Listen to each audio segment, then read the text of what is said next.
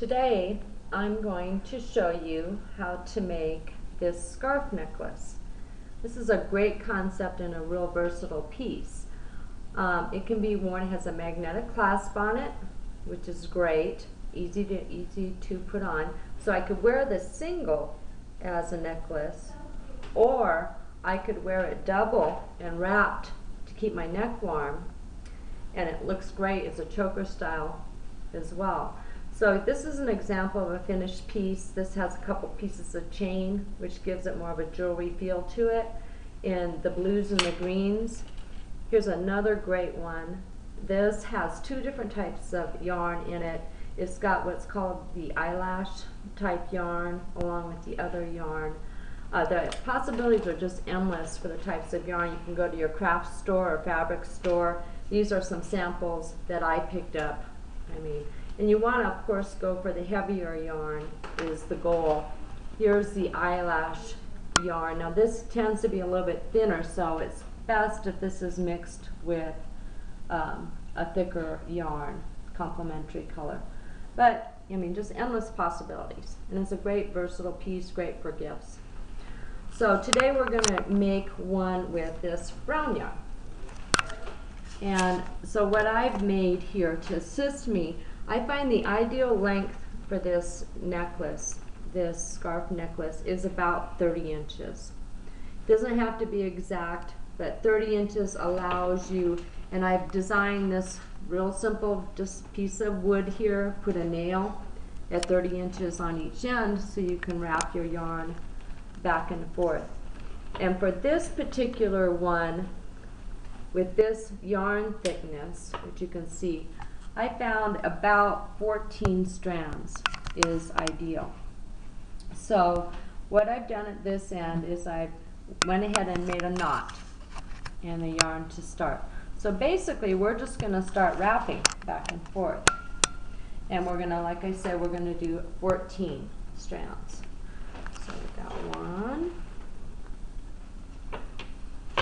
So that ends up with 2 right there. Well, now we're up to, we've got 3. Let's see how many we have now. We have 1, 2, 3, 4, 5, 6, 7, 8, 9, 10, 11, 12.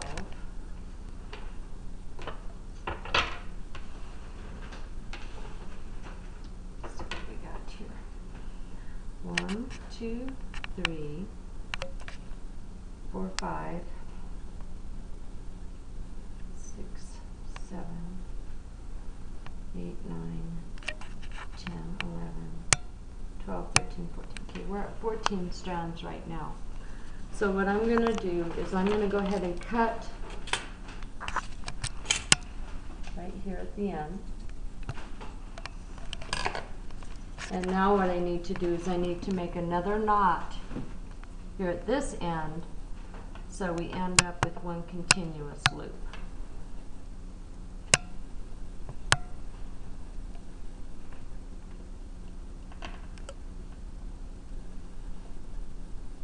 There's no particular way you have to do this, just don't do the knot so tight that you can't get it off of the nail. What we're going to do is we're going to take off one end at a time off of our board. And so we're going to make our first end piece one at a time and leave the other end still on our nail on our board. So what I have here is just some silver tone wire, any silver wire that you get at crafts, a thinner gauge that you can get at a craft store or a hardware store. This is 24 gauge wire. I'm going to go ahead and cut a small piece, and that's going to be for one end. Now another thing that we want to do is we want to go ahead and probably add one piece of chain to this. So we're going to use an approximate length of about 30 inches. You can add 2 pieces. For this particular sample, I'm only going to use 1. Any kind of silver tone chain will do.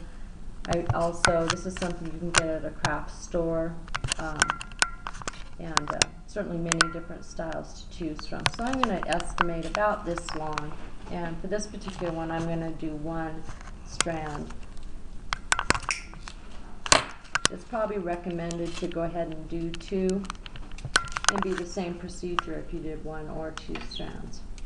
So what I'm going to do now is I want to go ahead and start tying off this end.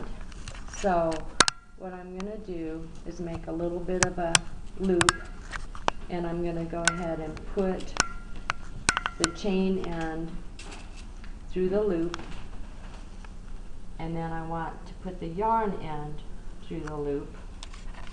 So now I've got both of these things through the loop, and I'm going to start twisting the wire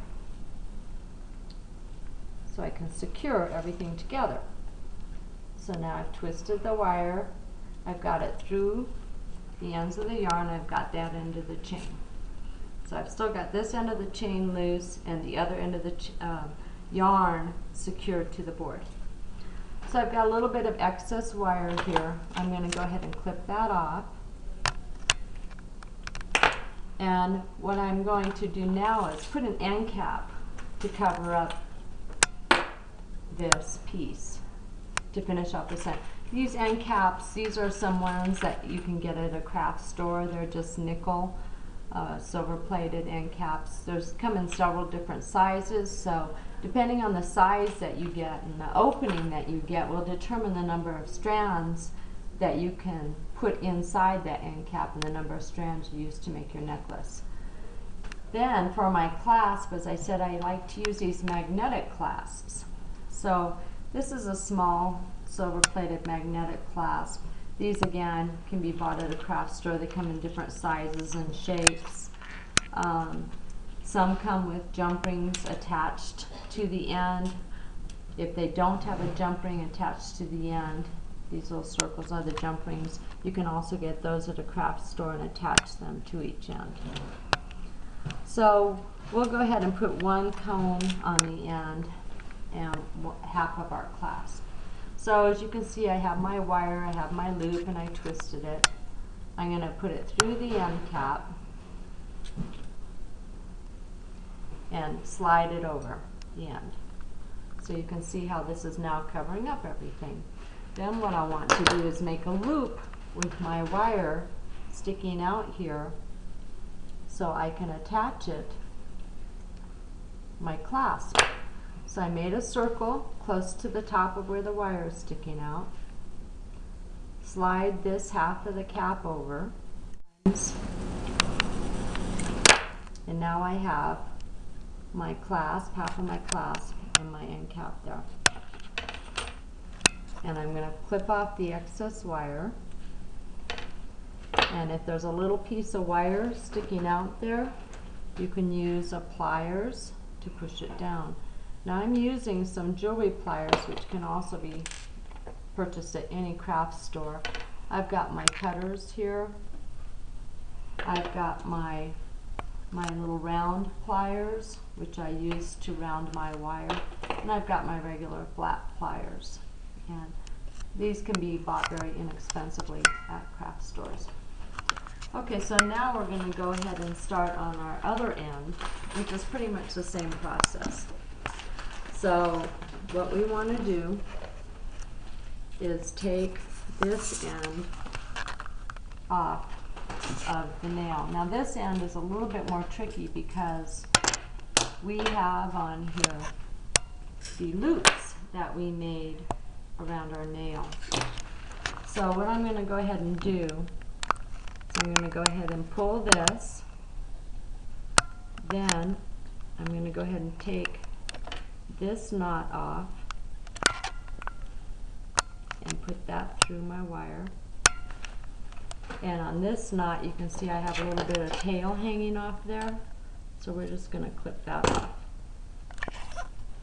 So I've got this strand of yarn and I've got my chain ready to go. So then I'm going to start sliding off my additional strands. Here's my beginning knot. Take that off. And I'm going to take these. And now I have my other end of my strand and my chain. And you can see that looks very nice.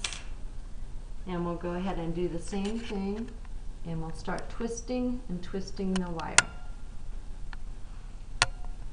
So we've got that very secure now. And again, any kind of craft nickel wire works great. And now we're going to do the same thing. We're going to put our wire through our end cap to hide our little knot there. We're going to go ahead and start a loop on the top of our end cap for our clasp, and then this will be the other end of our clasp going through. There's our loop started, and we're going to just wrap the wire around the top of the end cap, and we'll cut this off and just pinch in the end of the wire. And there we have our scarf necklace. I think they look nice when they're twisted. And again, 2 or 3 pieces of chain makes a big difference. It gives a little bit of pop and a little bit of sparkle. But there we have our brown version.